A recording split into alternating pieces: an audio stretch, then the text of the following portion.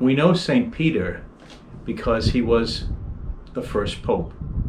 He was the leader among the apostles. His name was Simon in the beginning.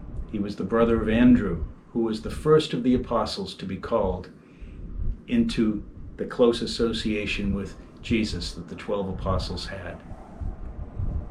Peter was a person of very strong action. Sometimes he was so committed to the Lord, at other times he let Jesus down.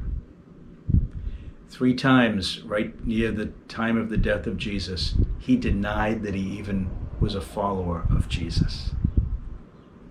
But then, after that, Jesus, who knew that Peter did change his ways and express his love for Jesus, said to him, "Feed my lambs, feed my lambs, feed my sheep." 3 times he invested Peter with the divine authority to make big decisions for the church as it began. And that Petrine office, Petrine related to the word Peter, is still in the authority of the Pope these days. Down through the ages, the popes have been the successors of Peter and the vicars of Christ on earth. Christ really counted on Peter. He knew that Peter was fragile. He knew that he was prone to sin.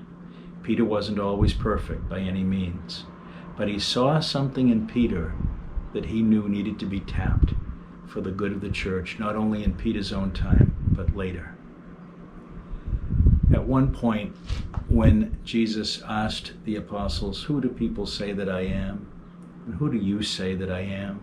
It was Peter who was the one who somehow had the insight, the conviction, and the eloquence to be able to say to Christ, "You are the Christ, the Son of the living God."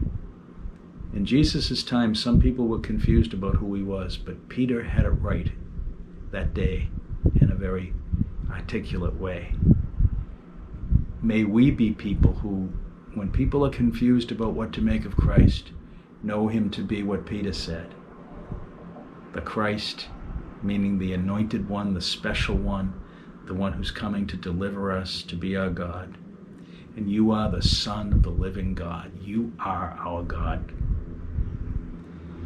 And to Peter, Jesus said, "You are Peter, and upon this rock I will build my church." Why did he say upon this rock?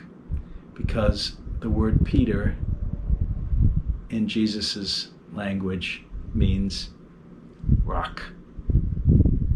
And so Simon became Peter.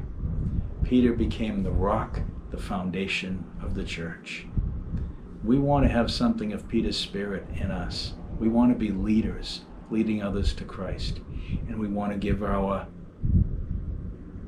faithfulness to the Pope, who helps us to follow Christ even today. St. Peter, pray for us, especially when we are weak and fragile. Help us always to continue to try to know, love, and serve Christ, who you served so faithfully. Help us to be people of the church who believe in what it teaches, and more importantly, who live what Christ and the church would have us live. In our church, we have Peter depicted as holding keys. Keys signify the divine authority. And F.J. O'Hara is the person who is prayed for in the gift of the window in memory of St. Peter.